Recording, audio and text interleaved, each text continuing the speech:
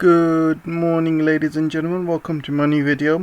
I'm going to be talking about the Russian ban of export of gases such as neon and helium and what impact it's going to cause to the world, and especially to Taiwan and the company TSMC. So I'm coming up to the main talking point for today.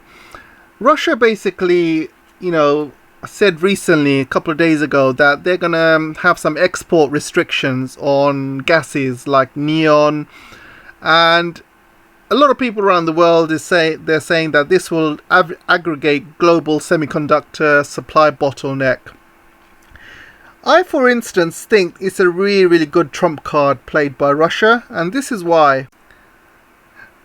So two of the main companies in Ukraine who make a lot of the neon, they've both been shut down, and one of them is based in Mariupol, and the companies are called Ingas and Cryoin, and they both have been stopped selling neon around the world.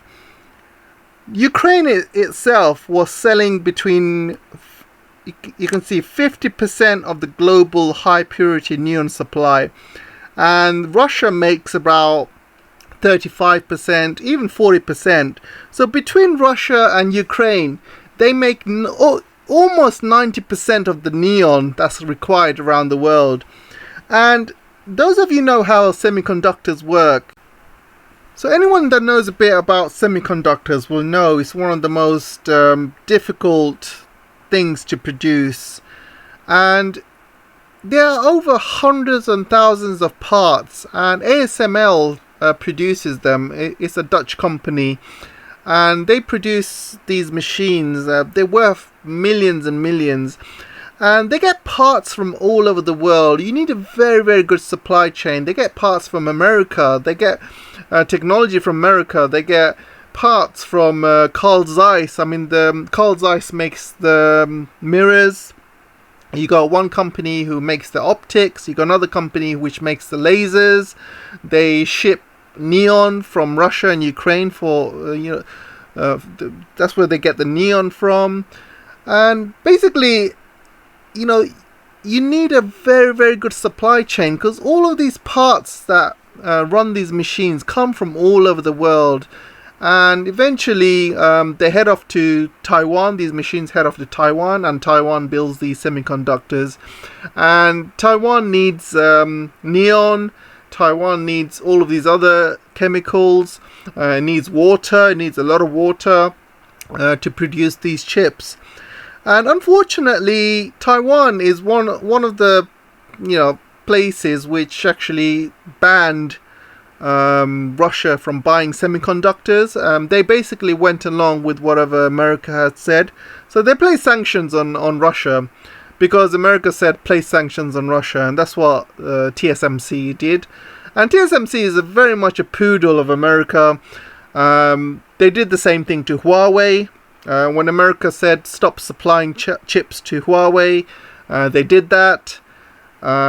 They said to TSMC, build a chip factory in America, in Arizona. They said yes. So basically, whatever America wants, TSMC has been doing over the years, and Taiwan has been doing over the years. They've never said no. They've always said yes. So now it's going to bite them back in the arse big time, and they completely deserve it. So because of this ban on semiconductors to Russia, so Russia has said, because we control 90% of the world's supply of neon, we're going to have export restrictions. We're not going to give it to countries which aren't friendly. We're only going to be selling it to friendly countries, which means China. And China right now, I've seen reports that China is now building, due to Ukraine, because of this Ukraine crisis, China is now building the world's biggest neon producing factory, and this is going to be completed by 2023. And after Ukraine, after Russia, China is going to be the biggest. So TSMC has basically put sanctions on Chinese companies. They're not supplying any chips to Chinese companies.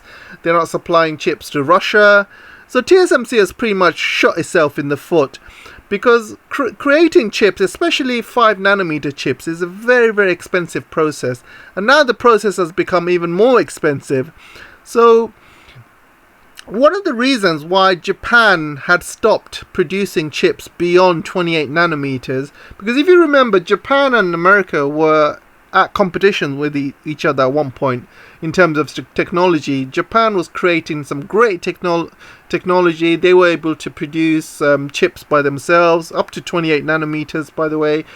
And it was decided that anything beyond 28 nanometers is just not worth it commercially. It's just not feasible, because the technology required to go beyond 28 nanometers just becomes very, very expensive, and it's not beneficial, and it's not very cost effective. Unless you have high-end mobile phones, you will see that not many items use anything beyond 28 nanometers. Apart from military as well, you got F-35s probably use the 5 nanometers as well, and maybe some missiles. But apart from that, most IoT devices, EV cars, most electrical items, your latest TV, for example, will only use 28 nanometers, because there's not really a requirement to go beyond that. And if you do go beyond that, it becomes very, very expensive. And now, everything has become really expensive now. The cost of neon, cost of raw materials, and it's just not worth it anymore to build anything beyond 28 nanometers. Even though TSMC has got the capacity and the technology to build 5 nanometer chips and 3 nanometer chips, the cost of making it that small is just not worth it anymore. And you will see, that's why, China is focusing right now on building 28 nanometers. They know they're not going to catch up in terms of technology with TSMC, because America has basically sanctioned all Chinese companies and China in general. They're not allowed to buy any semiconductor machines from ASML, and I'm talking about the latest one, the EUV machines. So no Chinese company is allowed to buy that. So America is basically putting a block on China to not have any of these technologies, because they're scared that once China gets these technologies, they're gonna acquire this technology and move ahead in terms of having their own semiconductors. However, China has taken this challenge up, and they are not taking it lying down. And you can see here from this article, China has already built its own first homegrown semiconductor DUV lithography machine, which produces 28 nanometers and above. And you can see Foxconn. Foxconn is basically a company which is used by Apple. So they're a major company, and Foxconn basically produces all of the iPhones that you see and iPads. So Apple basically give their contract to Foxconn, and Foxconn basically make all of these products for Apple. So they're a major company. So Foxconn has recently bought this lithography machine that China has built as a homegrown with homegrown technology. They're not using any parts from America, and this is able to produce 28 nanometers, and the machine is very cheap. The company who has made it is called SMEE. I think it's called Shanghai Microelectronics or something. Oh yeah, here it is, Shanghai Microelectronics. And you can see it can produce 28 nanometers lithography. And they have said that this is basically their first try getting into the lithography market. Because of all of these sanctions America has placed with China, China has itself pushed a lot of these lithography companies to basically become self-sufficient. China is putting almost 300 or 400 billion into this semiconductor industry in China to basically become self-sufficient. They don't want to be reliant on America. When America can cut off chips supply to Chinese companies like they did to Huawei, it just shows that, you know, China is in a very, very serious problem here, because if America suddenly one day cuts off all chips to China and destroys all of their companies such as Huawei, then that's a serious security issue. So China is building a huge semiconductor industry. So they know they're not going to be able to catch up with TSMC, because TSMC, you have to understand, these semiconductor technology has been around for a long time, and America has been at the forefront of this technology. 28 nanometers has been around. It was cutting edge about 10 years ago. Every single company was using 28 nanometers around 10 years ago. So you can say China is probably around 10 years behind. But China is a country which has very, very fast caught up with a lot of technology. You just got to look at the space industry, for example. You know, 20 years ago, they did not even have any satellites in space, but now they've got a space station, they've got plans for the moon, they've got plans for the Mars. They are doing better than what NASA has. They are doing more than what NASA has done in the past 100 years. You know, China is moving very, very fast. They can now produce their own jet engines for their aircraft as well, and producing jet engines is not an easy feat. They are releasing their own their airplane as well. So China is moving leaps and bounds in terms of technology. So they are still catching up with the semiconductor, but producing a 28 nanometer lithography machine, even though it's a DUV machine, it might not be the latest one that ASML has, which is EUV, but still it is a very, very good start.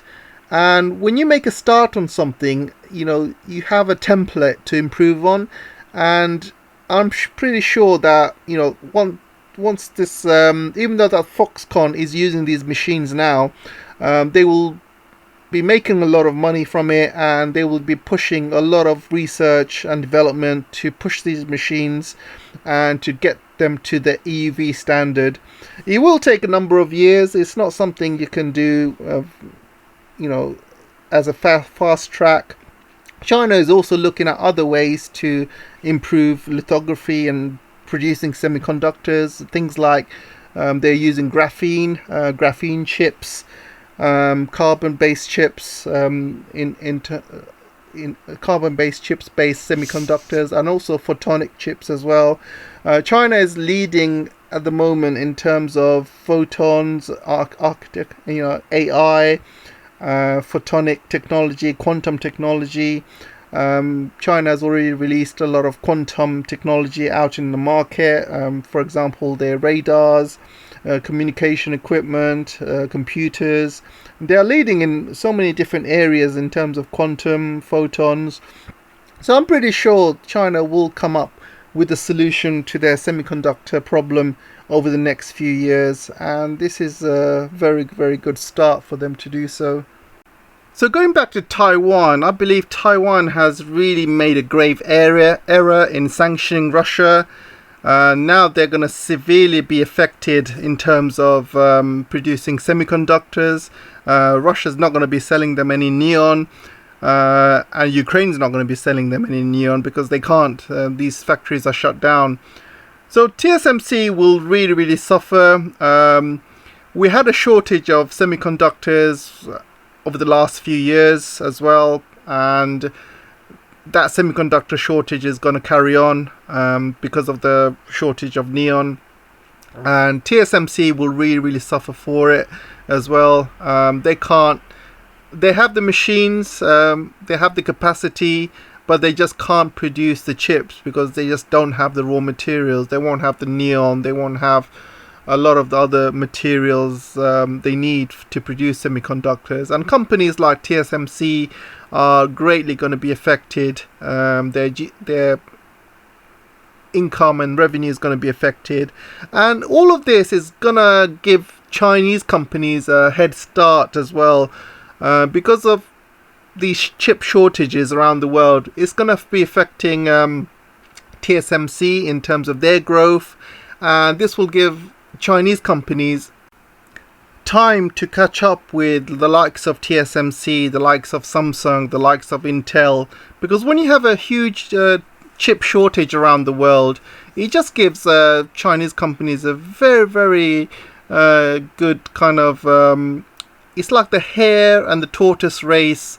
You know, obviously you got TSMC as the hare running fast, and now it's having supply chain issues, it's having chip shortages, it's having neon issues, and China is very slowly catching up from the back, and they can see what problems the world is having, and they're already taking steps to basically circumvent some of those issues. So we're coming to the idiot of the day. The idiot of the day award has to go to Taiwan, and especially the company TSMC. So with this ridiculous sanctions they've placed on Russia, they've basically shot themselves in the foot. They're going to be losing a lot of money over the next few years because of the neon shortage. It's going to cost a lot of money to produce these high-end chips. We're talking about 5 nanometers and above, or below even. And it's going to be very expensive to sell these chips. It's much more cost effective to have them at 28 nanometers, and which China has already built an ecosystem with. They have already built their own machines that produce 28 nanometers, and they are also building their own ecosystem around in China. There are so many companies now in China producing 28 nanometers chips, and their biggest chip maker, SMIC, is building new factories in Shanghai and Shenzhen and other places as well. So there's a really big push for China to create 28 nanometer chips. They're going to be increasing their production by 70%. 70% of their chips is going to be made in China. They don't have to import all of those chips from America and Taiwan and other countries. So China will be making 70% of their own chips, which is a big number if you consider that China is the factory of the world. So 70% is a very huge number. So the idiot of the day has to go to Taiwan for a number of reasons. First of all, they've shot themselves in the foot by sanctioning Russia. Secondly, they have agreed to build a factory in Arizona, and they're going to spend billions and billions to build this factory, and it's going to be built by 2025, 2026. However, one thing they did not expect is that Arizona is having a huge drought at the moment, and they're having a huge water crisis. Some of their lakes and rivers are at a very low level. Lake Mead, Lake Powell, for example. Some of the hydropower stations cannot produce any more electricity because the levels of those dams are in such a low level at the moment that they can't produce their electricity. So they're going to have to build gas power or fossil fuels or get renewables, and that's going to take time and effort. But the most important thing is water, because water is one of the main ingredients to create semiconductors. Without water, it's very difficult to create semiconductors. And one of the things that Arizona does not have is water, and they are saying that it could run out of water in 6 years if drought carries on the way it is.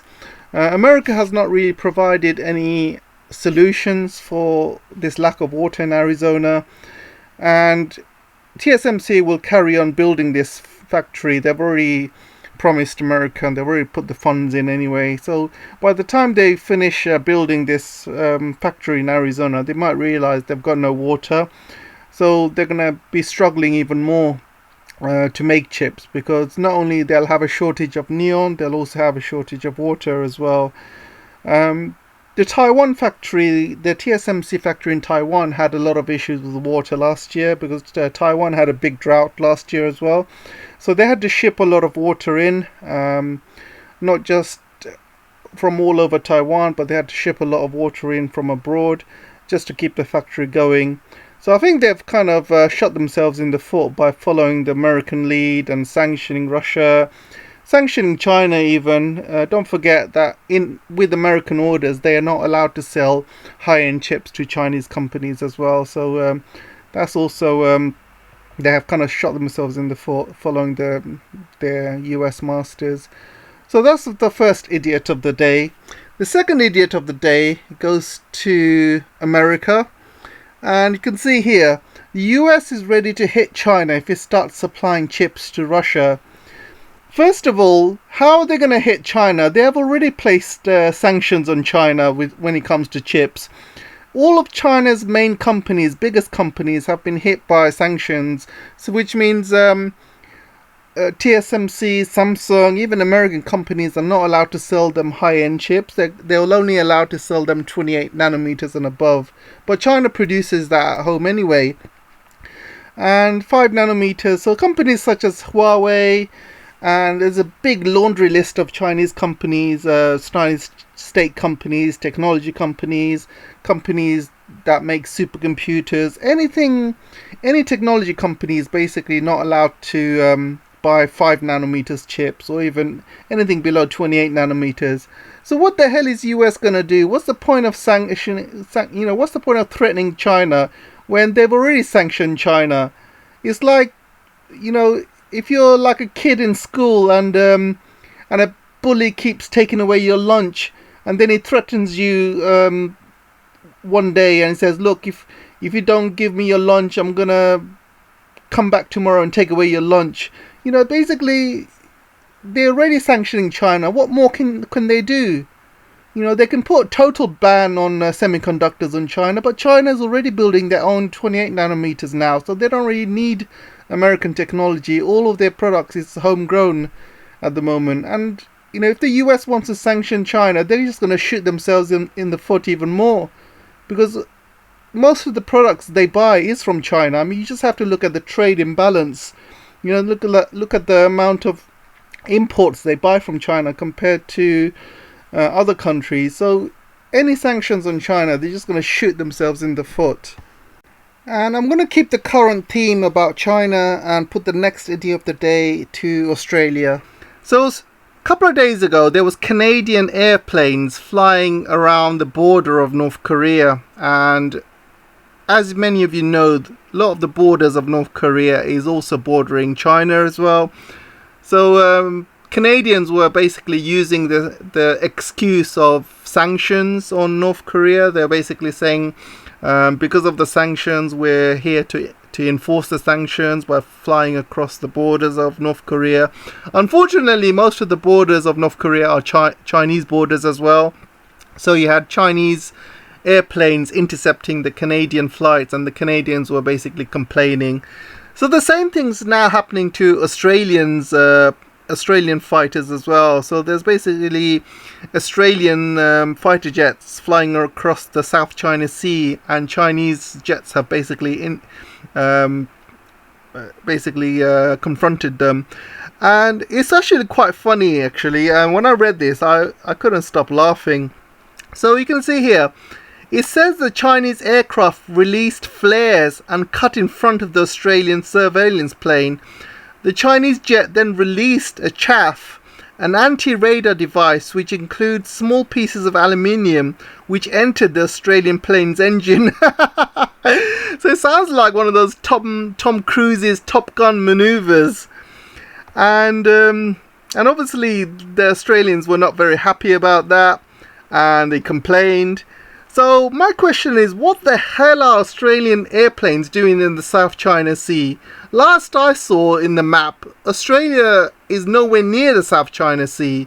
And what the hell is Canadian flights doing in the East China Sea along the borders of North Korea and China? So it just shows that there's something strange going on. Definitely a lot of spying activity going on around Chinese territorial waters, Chinese territorial lands, and this could be a pretext to something bigger that might be happening along the Taiwanese Strait. So obviously America is probably sending out its poodles to do its dirty work, to try and do some recon, spying activities, or can I just say, maybe the Chinese radars and have become that much more sophisticated. So I would say around 20 years ago, even 30 years ago, if you think about the Korean War, for example, the Korean War, China did not have even an air force. You know, they had not an air force at all. They hardly had any army with any technological equipment. Their army basically had guns, and that was it. You know, when they went to fight in the Korean War, all the Chinese soldiers that fought in the Korean War, all they had was some guns, and that's it. They didn't have even the outfits to keep warm, because around the Korean border, that part is quite cold, and a lot of Chinese soldiers actually died because of the weather, because it was so cold. So they didn't have even clothes to kind of keep them warm when they were fighting in the Korean War. They definitely had no air force at the time. America had full air superiority, and look how far China has come today. And even 20 years ago, they didn't really have much of an air force to be, scared of. But now they have the J-20s, which are the 5th generation. They have a really, really improved version of the J-16, and the J-16 is a real force to be reckoned with. It has been given all of the latest technologies. The PL-15 air-to-air missiles actually fly faster, longer, and better than any American air-to-air missiles. They have a lot of anti-jamming technology in there. They have a very, very good radars in there as well. Some of their radars use quantum technology. So the Chinese have recently released some quantum technology based radars which can find stealth planes as well. So F-35s and other stealth aircraft flying around the Chinese South China Sea can be easily spotted. And also I want to add that a lot of the Chinese islands in the South China Sea, China was actually militarizing most of them over the years, and this year, I believe they've finished the building of these militarized islands. They've placed radars in there. So this is probably why they have intercepted these Australian and Canadian flights, because up until last year, they didn't have all of these radars in place in the South China Sea, in the East China Sea and stuff like that, and all of these new radars that they've been implementing. So probably Canadian and Australian flights were doing these recon flights, well, not just this year, but all the time, because they call it, freedom of navigation and what have you not. And they've probably been doing it for years, but it's only recently, or even this year, that they're, Chinese are now spotting them, and not only just spotting them, but they are head on, taking them on. So it's a really, really worrying situation for the West, not just for Canadians, Australians, but also for Americans as well. They are slowly losing their power of influence in the South China Sea, in the East China Sea as well, and it's a real major issue for them. That is all for today, guys. Thank you all for listening. Don't forget to like, share, subscribe, and whatever you can to help support the channel. If you want to join my Patreon, that'll be amazing, or you can also buy me a coffee instead. Thank you very much, and I'll see you in the next video.